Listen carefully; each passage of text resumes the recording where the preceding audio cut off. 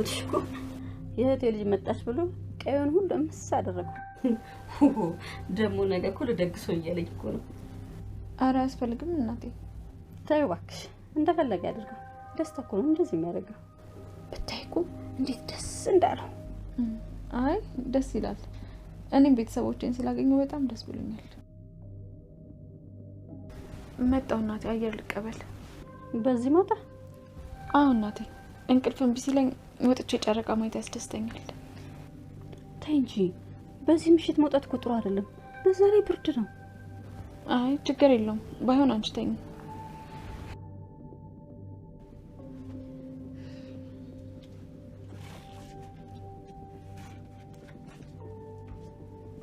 ለምን ዘወድብን ነው እንዴ? እኔ አልማስት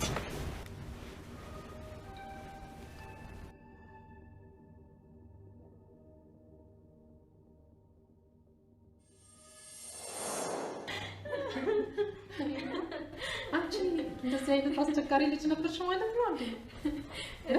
እኔ ከልጅነቴ አላስታውስም። እናቴ እስኪ ሌላም ነገር ንገሪኝ። ምን ልንገርሽ? እኔ ልጅ አንቺን አይደለም ወላጅ እናቴን ነው።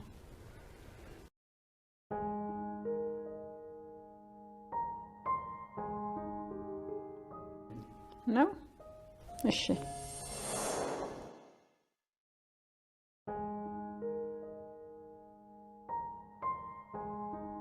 ብሌን ትክክለኛ እናቷን አይደለም ያገኘችው። ማለት ዳጊ፣ እኔ አንተን እንደራሴ ስለማምን ነው የምነግርህ። አልማዝ ማለቴ አሁን የመጣችው የብሌን እናት ተከፍሏን ነው የመጣችው። የብሌን እውነተኛ እናት አይደለችም። እሷ መስያት እኮ እኔን ራሱ ልታቅፈኝ ነበር። ሰላም እንዴት ናችሁልኝ? ወደ ቻናሌ ቤተሰቦች ደህና ናችሁ ወይ? እኔ በጣም ደህና ነኝ፣ እግዚአብሔር ይመስገን። እንኳን ወደ ቻናሌ በሰላም መጣችሁ። አደራ ድራማ እንግዲህ በባለፈው በክፍል 16 ላይ አቶ በኃይሉ ወደ አስቴር ስልክ ይደውላል። የብሌን ወላጅ እናት ናት ወደ ተባለችው ሴትዮ ማለት ነው። ስልኳ ከደወለ በኋላ እንግዲህ ሴትዋ ተኝታ ስለነበረ ብሌን ናት ስልኩን ያነሳችው እና ሰውየው አንቺ ምን አባሽ ሆነሽ ነው ያልሄድሽው በማለት በቁጣ ይናገራል። ብሌንም ምን ማለት ነው ስትለው ይደነግጣል። ብሌን መሆኗን ሲያውቅ እንግዲህ ወዲያው ሴትዋ ትነሳና ስልኩን ተቀብላት ስትቆጣት ነበር። እንዴት ነው ስልኬን የምታነሺው ሳያለ ፍቃዴ እያለች እናት አለመሆኗን እንግዲህ በደንብ ፊቷ ላይ በንግግሯ እንኳን ለስንት ዓመት አታት የኖረች ሴት ልትመስል በቁጣ ነበር እንዴ ስልኬ ሳታስፈቅጂ ታነሻለሽ ብላ እንዴ እናት ያደለሽ እንዴ ደግሞ ተኝተሽ ነበረ ስትላት ታወራውና ምንድን ነው ያለቻት እንግዲህ አጎትሽ ነው እዛ እኮ ድግስ እንደግስ አቀባበል እናድርግላችሁ እያለ ነው በማለት እንግዲህ ብሌንን ለመሸወር ትሞክራለች። አቶ በኃይሉም ድምፁን ቀይሮ እንግዲህ ብሌንን ሰላም ሲላት እያየን ነበረ። ብሌን ግን ተጠራጥራለች። ይሄ ነገር አንደኛ በኃይሉ ነው የሚለው ስልኩን በትክክል አይተዋለች። የበኃይሉ ነው ስሙ ብቻ ሳይሆን ቁጥሩ ራሱ የበኃይሉ እንደሆነ አውቃለች። በዛ ላይ ድምፁንም ደርሳበታለች። መጀመሪያ ላይ እንግዲህ አንቺ ምን አባሽ ሆነሽ ነው ያልሄድሽው ብሎ ሲናገር የበኃይሉ ድምፅ እንደሆነ አውቃለች። ከዛ በኋላ ነው ግን ነገሮች ሁሉ ቀይር ያደረጉትና ብሌን ተጠርጥራለች። የሆነ ደስ ያላላት ነገር አለ፣ ብቻ ቅር ያላት ነገር ምን ውስጧ ሴትዋን አልተቀበላትም። እና ወዲያው ሴትዋ እንግዲህ እናት ነኝ ብላ ስትመጣ ብሌን ያው የናፈቃችሁ ሰው መጣ ሲባል ብዙ ነገሮችን ትተዋላችሁ። ምንም ነገር ማስተዋልም ማለት ሰዎች ይህ ነገር ስህተት ነው ብትባሉ ራሱ አትሰሙም። ለምን ስትፈልጉት ስትናፍቁት የነበረ ነገር ስለሆነ ማንንም ሰው አትሰሙም። ትንሽ ከተረጋጋችሁ በኋላ ነው ማሰብ የምትጀምሩት። እና ብሌንም እናቷን እንዳገኘች ምንም ነገር ማንም ምንም እንዲላት አልፈለገችም ነበረ። ግን ካደረች በኋላ ግን ነገሮችን ምንም ደስተኛ አይደለም። ለ10 ዓመት የናፈቀቻት እናቷ ልትመስራት ቀርቶ የሆነ የምታስፈራራት አይነት ሴት የሆነ ዝም ብላ የምትቆጣት አለ አይደለ ሴትዋ የእናትነት እንትን ስለሌላት ውስጧ ላይ ለልጅቷ እንኳን ክብር የላትም ስትናገራትና ነገር ግን ብሌን አቶ በኃይሉና ሴትዋ ግንኙነት እንዳላቸው በትንሹም ቢሆን የጠረጠረች ይመስለኛል። እናም እንግዲህ ሴትዋ እሷን ወደ መቀሌ ይዛ ለመሄድ ሽር ጉድ እያለች ነው። ብሌን ግን አንድ ነገር አሰበች። እናቷ እዛ መታ በነበረ ጊዜ እንግዲህ ወላጅ እናት የተባለችው አልማዝ ማለት ነው ስትቀላምድ የነበሩትን ነገሮች ሁሉ እያስታወሰች ነበረ። በመሀል ደግሞ እናቷ አሳዳጊ እናቷ ኢቭን የሆነ ነገር እስኪ እናቴ እስኪ ሌላም ነገር ንገሪኝ ብላ ስትል ሌላ ምን ልንገርሽ አለች አሳዳጊ እናቷ። እሷ ግን አይ አንቺን አይደለም ወላጅ እናቴን ነው በማለት የሆነ እንትን ውስጧ ቅር የሚለው ነገር የለም ባንዴ ነገሮችን ሁሉ በጣም በቃ እንትን አለች ልጅቷ ተቀየረች። ባንዴ ነው የተቀየረችው። ልክ እናት የምትባለውን ስታገኝ የምታውቀው ስም ብቻ ነው የምታውቀው። በነገራችን ላይ ስለ እናቷ ምንም የምታውቀው ነገር የለም። አላሳደገቻትም፣ አታስታውሳትም ምንም ነገር። ማንም ሰው መጥቶ እናት ነኝ እኔ ነኝ የወለድኩሽ ስላለ እንደ ውስጣችን እንትን ሊል አይችልም። ማለት እንዳሳደጉን ሊሆንልን አይችልም። ያው እንፈልጋለን ቤተሰቦቻችን የቤተሰብ ዘመዳችንን ማወቅ እንፈልጋለን። ከየት እንደመጣን ማወቅ እንፈልጋለን። ነገር ግን በፍጹም እንደዛች እንዳሳደገችው እናት ሊሆን ግን አይችልም። እስኪ ያስቡት የሆነች ሴት መታ እኔ እናትሽ ነኝ ማናቃት ሴት መታ እኔ እናትሽ ነኝ ስላለች በዛችኛዋ ልንቀይር እንችላለን ብዬ አላስብም። እናትነት መውለድ ብቻ ስላልሆነ ማለት ነው። እና ገነትን በጣም ነው ያስቀየመቻት በሰዓቱ እንግዲህ በጣም እንትን ብላ ስለነበረ አላቅም ብቻ እንዴት እንደሆነ ገነትን አስቀይማት ነበረ። እነሱን ነገሮች እንግዲህ እያስታወሰች ውስጧን እየወቀሰች ትገኛለች። እንዴት እናቴን እንደዛ አደርጋለሁ፣ እንዴት በአንዴ እቀየራለሁኝ፣ ልክ አላደረግኩኝም እያለች በዛ ላይ ደግሞ ቤተሰብን ማግኘትና ማወቅ ደግሞ ግዴታ ከየት እንደመጣሁኝ ቤተሰቤን ወላጆችን ማወቅ ግዴታ ቢሆንብኝም ነገር ግን እሷን ግን እንደዛ ማድረጓ ደግሞ በጣም ደስታ ነስቷታል ማለት ይቻላል። በዛ ላይ ሴትዋ የምታደርገው ነገርም ደስታ እየሰጣት አይደለም። ሰላም ደግሞ እንግዲህ እንደምናስታውሰው በባለፈው ክፍል ላይ እንደዚሁ የብሌን ወላጅ እናት የተባለችው በምታወራቸው ነገሮች ሁሉ ታሪኮችን እየሳተች ማለት ነው የተሳሳተ ታሪክ እያወራች በዛን ሰዓት ቃል ደግሞ ነገሮችን ለማስተካከል በመሀል ስለምትገባ ሰላም ጥርጣሬ ውስጥ ገብታለች። እነዚህ ሰዎች የት ነው የሚተዋወቁት? በመካከላቸውማ የሆነ ነገር አለ ብላ እንደው በአንዴ ነው እንደውም ሰላም እንትን መጠርጠር የቻለችውና ሴትዋ እንግዲህ እናቷ እንደሆነች እንኳን ማስረጃ የለም። እንዲሁ እናቷ ተገኝታለች ስለተባለ ነው እንጂ እቺ ሴት የብሌን እናት ለመሆኗ ራሱ ምንም አይነት ማስረጃ አቅርቢ ያላሰው የለም። ጀስት መጣች። ስሟ ራሱ ሌላ ነው። እንግዲህ ገነት የብሌን እናት አግኝቻታለሁ ብላ ባለች ጊዜ ስሟ ሰላም እንደሆነ እና የምትኖረው ደግሞ እዛው 22 አካባቢ የድሮ ሰፈሩ 22 ነበረ ሲጀመርም ማለት ነው። ይችኛዋ ግን ከመቀሌ ነው የመጣሁት ብላ ታሪክ ቀይራ ነው የመጣችው። የብሌን ትክክለኛ እናት ግን የነበረችው እዛው ብሌን አሁን የምትሰራበት ሰፈር 22 አካባቢ፣ ጭራሽ ደግሞ ከአረብ ሀገር ተመልሳ እዛም ቤት ሰርታ ገዝታ እንደምትኖር ነው የተነገረው እዚህ ቀደም ታሪኩና እንዴት እሱ እንደዘለሉት አላውቅም። በኃይሉ ይህን ነገር አልሰማም መሰለኝ እና ይሄን ለምን እንዳላስታወሱ አላውቅም። በአዲሷ እናት ተብዬዋ ማለት ነው ልክ እሷ ስትመጣ ይህን ታሪክ እንዴት እንደረሱት ባላውቅም የብሌን እናት ግን የምትገኘው እዛው መገናኛ ማነው 22 አካባቢ እንደሆነ እዚህ ቀደም ሰምተው ነበረ። እና እንግዲህ በጭፍን እንግዲህ የናፍቆቷን ምንም ሳታስተውል እናቴ ብላ የተቀበለቻት ሴትዮ ከቀን ቀን ጸባይዋ እየተቀያየረ እያስፈራራቻት ትገኛለች። ብሌንም ውስጧ ሊቀበላት አልቻለም። በሌላ በኩል ደግሞ ዳግም የሰማው ወሬ ያለ የብሌን እናት እንዳልሆነች እና ወጥመድ እንደሆነ ነገር ቃል ከአቶ በኃይሉ ጋር ስታወራ የሰማው ነገር ነበረ። ያን ነገር ደግሞ ለሰዎች ለመናገር ማስረጃ ያስፈልገው ነበር እና እንግዲህ በባለፈው ጊዜ ለብሌን ይሄን ነገር ሊነግራት ብሌንን ጥሪልኝ ብሏት ነበረ ቃል ደግሞ ወደ ውስጥ ገብታ ያልሆነ ነገርን በመካከላቸው ቅሬታና ጸብን የሚፈጥር ነገር ስለ ዳግም መጥፎ ነገር ስለ ብሌን እንዳለ ጭራሽ እናቷን አስፈራርቶ ገንዘብ እንደተቀበላት ብቻ ሌሎች ነገሮችን እያወራች ብሌን ዳግም እንድትጠላው እያደረገች ነበረ። እሷ እሱን ስለምትወደው ነው ይሄን የምታደርገው እንጂ በመካከላቸው ሌላ ነገር እንዳይኖር ስለፈለገች ሳይሆን እሷ ዳግምን ወደው ነበረ። ለዛ ነው በመካከላቸው ምንም አይነት ግንኙነት እንዳይኖር የፈለገችው። እናት ካጣላቸው በኋላ ብሌንም ልታዳምጠው ስላልፈለገች ዳግም የሆነ ነገር አሰበ። ቃልን መቅረብ ፈለገ። ማስረጃ ያስፈልገው ነበረ እና ቃልን እንግዲህ ቤቱ እራት ልጋብዝሽ ብሎ ቤቱ ውስጥ ይወስዳትና እንደምታየው ጥንብዝ ብላ እስክትሰክር ወይን ያጠጣታል። ከዛ በኋላ እሷ መለፍለፍ ትጀምራለች። ያች ገረድ እናቴ ናት ያለቻት ሴት አላየሃትም? የብሌን እናት እሷ ገንዘብ ተከፍሏት የመጣች ሴት ናት እንጂ ትክክለኛ እናቷ አይደለችም። ለትወና ነው የመጣችው እናቷ አይደለችም ብላ እንግዲህ ለቃል ለዳግም እየነገረችው ነበረ። እሱም እንግዲህ ሪከርድ እያደረጋት ነበረ።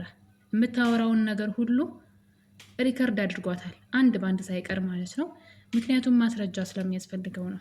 ለዚህ ነገር ቢናገር ሰላም የሚጠረጠረችው ነገር አለ። ከአንዳንድ ነገሮች የብሌን እናት ለመሆኗ ሴትዋ ትንሽ ውስጧ አልተቀበላትም። ሴትዋ ጭራሽ ደግሞ የነገር ሲጨመር አስቡ፣ በቃልና በሴትዋ መካከል የቃላት ውርወራ ስላለ፣ በዛ ላይ ደግሞ የመጀመሪያ ጊዜ ስትመጣ ቶሎ ብላ ቃልን ይዛ ልጄ እንግዲህ እስኪ ላስመስል እናቷ እንደሆንኩኝ ላስመስል በማለት ልጄ ይቅር በይኝ ምናምን እያለች እንግዲህ ቃልን ነበረ መጀመሪያ ጊዜ ይዛ ስትለፈልፍ የነበረውና ቃልም ይሄን ነገር እንግዲህ በሪከርዱ ላይ ተቀምጧል። ይሄ ድምጿ ማለት ነው። ሰክራ የቀላመደችውን ሁሉ ሪከርድ አድርጎ ለክፉ ቀን አጅሬው አስቀምጦት ነበረ። ቃል ደግሞ ይሄን ነገር እንዳወራች ስካሯ ከለቀቃት በኋላ ጠዋት አስታውሳለች። ለሱ ይሄን ነገር እንደነገረችው አስታውሳለች። ነገር ግን እንግዲህ ቼክ አድርጎት አላደረገው አላቅም። ምናልባት ስልኩን ሰርቃ ይሄን ነገር ደልታበት እንዳይሆን ብዬ እፈራለሁ። ምናልባት ማታ እንዳወራች ስላስታወሰች ቀርጾኝ ይሆን በድምፁ ሪከርድ አድርጎኝ ይሆን ብላ ካላጠፋችበት ሙሉ መረጃ ይዞባታል ማለት ነው። እና እንግዲህ ዳግም ዛሬ ሰላምን ባለችበት ሁሉም ሰው ባለበት የቃልን ጉድ ሊያወጣው ሽር ጉድ እያለ ይገኛል። በነገራችን ላይ ዳግም ምን ዘወር እንዳለበት አላውቅም እንጂ በጣም ብዙ ነገሮችን ያውቃል። እዛ ቤት ምን እየተካሄደ እንደሆነ በብሌን በኩል ብሌን ራሷ የሰላም ልጅ እንደሆነች ከመጀመሪያው ብሌን እዛ ቤት ሳትመጣ ቀድሞ ቃልና አቶ በኃይሉን ሲያወሩ ሰምቶ ነበረ። እንዴት እንደረሳው ባላውቅም ማለት ነው። አቶ በኃይሉ ቃልን መድኃኒት ሰጥቷት ሰላምን ግዳያት ብሏት ነበረ። ነገር ግን ድንገት ብሌን እዛ ቤት ሰራተኛ ሆና ትመጣለች። ዳግም አላያትም። እዛ ቤት ብሌን የምትባል ሰራተኛ እንደመጣች አያውቅም። ወዲያው ቃል የሰላም ልጅ ናት ተብላ ወደ ቤት እንደመጣች ነበረ። እግር በእግር ደግሞ ብሌን ወደዛ ቤት የመጣችው ሰራተኛ ሆና፣ በዛ የተነሳ ዳግም አላያትም። ነገር ግን ስለ ብሌን ሲወራ ሰምተዋል። አሁን የመጣችው ልጅ ሰራተኛዋ የሰላም ትክክለኛ ልጅ ናት። ስለዚህ ቶሎ ብለሽ ሰላምን ገለሽ ንብረቷን መውረስ አለብሽ። ብሌንና ሰላም ደግሞ በፍጹም አብረው እንዳያወሩ ጊዜ እንዳሰጫቸው፣ ብቻቸውን ከሆኑ ምናልባት እናትና ልጅ መሆናቸው ሊያውቁ ይችላሉ። ስለዚህ ሲያወሩ ማለት ነው ታሪካቸው ምናልባት እናትና ልጅ መሆናቸውን ሊያገጣጥም ስለሚችል ተጠንቀቂ እያለ ሲያወራት፣ ዳግም በር ላይ ሆኖ መረጃ ወሬያቸውን ሁሉ ሰምቷቸው ነበረ። ግን ማናት ብሌን ብሎ ታሪኩ ያልገባው እዚህ ጋ ነው። ብሌን ማናት ብሎ ግራ ገብቶት ነበረ። ሰራተኛዋ ብሌን ማናት እያለ ነበር። ነገር ግን ከዛ በኋላ ብሌን የምትባል ሰራተኛ እዚህ ቤት እንደመጣች ጠንቅቆ ያውቃልና ለምን ፍዝዝ ድንዝዝ እንዳለ አላውቅም። ብዙ መረጃ እያለው ማለት ነው። ቢያንስ ብሌንን በዚህ ነገር እንድትነቃ ማድረግ ይችል ነበረ። እንግዲህ የብሌን እናት ብሌንን ወደ መቀሌ ይዛ ልትሄድ ነው። ያው አርቃ ወስዳ እንድትጥላት ነው የሚፈለገው እንጂ እናቷ የምር ሳይሆን አርቃ ብሌን ወደማታውቀው ቦታ ወስዳ እንድትጥላት ነው የተፈለገው። እንግዲህ ሰላም ግን ይህን ነገር በፍጹም መፍቀድ የለባትም። በዛ ላይ ደግሞ ሴትዋ ለመሄድ በተዘጋጀችበት ሰዓት ብሌን የት እንደሄደች አይታወቅም። በእርግጥ እናቷን ስታስታውስ ነበረ። እናቷ ሁና እንዴት ብላ ብዛ ቤት ወጥታ እንደሄደች እያስታወሰች ነበረ። ያን ሁሉ ጊዜ መከራዋን አይታ ለሷ ብላ አስቡት፣ ልጄ ብላ ያሳደገቻት ልጇ ለማታውቃት እናቷ ብላ ስትቀይራት በጣም ከባድ ነው። ልብ ስብር ነው የሚለው። ሴትዋ መጀመሪያም ማለት ሌላ ችግር አለባት። እሱ ምንድነው? ልጇ የጠፋባት እናት ናት። ልጇ የጠፋባት እናት በብሌን ተተክቶ ማለት ያው ልጇን ባይተካም ግን ብሌን ተተክታላት ብሌንን እንደ ልጅ አሳደጋ ደስተኛ ሆና አይኖረች ሰው ነበረች። ለፍታ ነው ያሳደገቻት። አሁን ላይ እሷን በመጦሪያዋ ጊዜ እሷ ጎን በመሆኛዋ ጊዜ እናት የመጣችልኝ ብላ እንደው ገኒን ትታ መሄዷ አግባብ ነው ብዬ አይደለም። ብሌን በጣም ራስ ወዳድ ናት። በዛ ላይ ደግሞ እናቷ ላይ ያደረገችው ነገር ሁልጊዜም ሲቆጫት ነው የሚኖረው፣ ብትሄድ እንኳ ማለት ነው። ምክንያቱም ገነት እንደዛ ሁና ተከፍታ በእናቷ ባልሆነች ሴት ለዛው መጥፎ ቃል ተናግራት ሄዳለች። ከዛ ቀጣይ ግን እናቷ እንዳልሆነች ስታውቅ ብሌን ምን እንደሚወጣት ተመልከቱ። በእርግጥ የሚፈለገውም ይሄ ነው። ብሌን ከሁለት ያጣች ሁና እንድትቀር ነው የሚፈለገው። እና እንግዲህ በዚህ መሀል ደግሞ ማታ ላይ ነበረ ቃል ሰክራ ስታወራ ብሌን ውጭ ላይ ታያትና እነሱን ለማናለድ ስለፈለገች አንድ ነገር ማድረግ ፈለገች። እሱም እንግዲህ ሳሚ ይደውልላታል። ሳሚ ማታ ይደውልላትና ሲያወራት እንዴት ነህ የኔ ውድ የኔ ፍቅር እያለች እንግዲህ ስታወራ ነበረ። እና ጭራሹን ለምን ነገ ተገናኝተን አብረን አናሳልፍም ስትለው ነበረ። ሳሚ በደስታ ነበረ ማመን አቅቶት። አንቺ ነሽ የምታወሪው ከልብሽ ነው ሲላት፣ አዎ የምሬን ነው እና ለምን አንገናኝም እያለች እንግዲህ እንደምትወደው ሁሉ ጭምር ስትለፈልፍ ነበረ እነሱን አስቀናለሁ ብላና እንግዲህ ልጁ ደግሞ በር ላይ ጠዋት ሄዶ ሲጠብቃት ነበር። በነገራችን ላይ አቶ በኃይሉ የብሌን እናት ብሎ ያመጣትን ሴት ለሳሚ አልነገረውም። ሳሚ ታሪኩን ቢያቅ ኖሮ ብሌን ከዚህ እንድትሄድ ስለማይፈልግ ይጠብቃት ነበረ። ነገር ግን በኃይሉ ይሄን ነገር ሚስጥር ከሁሉም ሰው ሚስጥር አድርጎ በግሉ የሰራው ስራ ነው፣ ከተሳካለት ማለት ነው። እና እንግዲህ የብሌን ወላጅ እናት የተባለችው አልማዝ ብሌንን ወደ መቀሌ ይዛ ለመጥፋት ሽር ጉድ እያለች ነው። ብሌን ደግሞ በጠዋት ተነስታ የት እንደሄደች አይታወቅም። በእርግጠኝነት የሄደችው ገነት ጋር ነው፣ እናቷ አሳዳጊ እናቷ ጋር። ሌሊት ሙሉ ቁጭ ብላ ነው ያደረችው። ስለሷ ስታስብ ያደረገችው ነገር ሁሉ እየጸጸታት ነበረ። በጣም አዝናና ተከፍታ የወላድ መሀን ነኝ ብላ ስትሄድ አይታት ስለነበረ በጣም ከፍቷት ብሌን ከዛ በወዴት እንደሄደች ባይታወቅም ቤት የለችም። በዛ ላይ ደግሞ ገነት በጣም ህይወት ስለመረራት ልጇ ጠፍቶባት ከዛ ደግሞ ያሳደገቻት ልጇ ትታት ስትሄድ በጣም ስለከፋት እንግዲህ ራሷን ለማጥፋት እየሞከረች ትገኛለች። ገነት ወይዘሮ ገነት የብሌን አሳዳጊ እንግዲህ በረኪና ገዝታ መጣ። በረኪና ስትጠጣ ያየናት ነው። እንግዲህ ልትደርስላት የምትችለው ብሌን ብቻ ናት። ምክንያቱም ብሌን ቤት ውስጥ የለችም። የት እንደሄደች ባይታወቅም ልትሄድ የምችለውም እናቷ ጋር ነው። እና እንግዲህ ለእናቷ ትደርስላታለች፣ በህይወት ሳትሞት ትደርሳለች ብዬ አስባለሁ።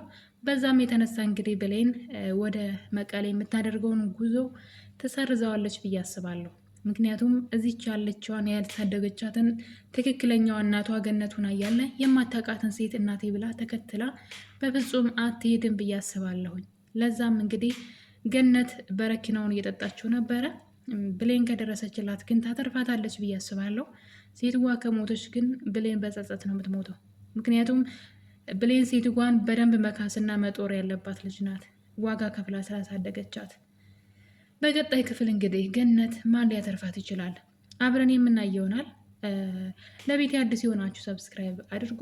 ይህን ቪዲዮ ስትጀምሩ ደግሞ ላይክ፣ ሼር እያደረጋችሁ ስለነበረን ቆይታ ሁላችሁንም አመሰግናለሁ። የዛሬን አበቃን።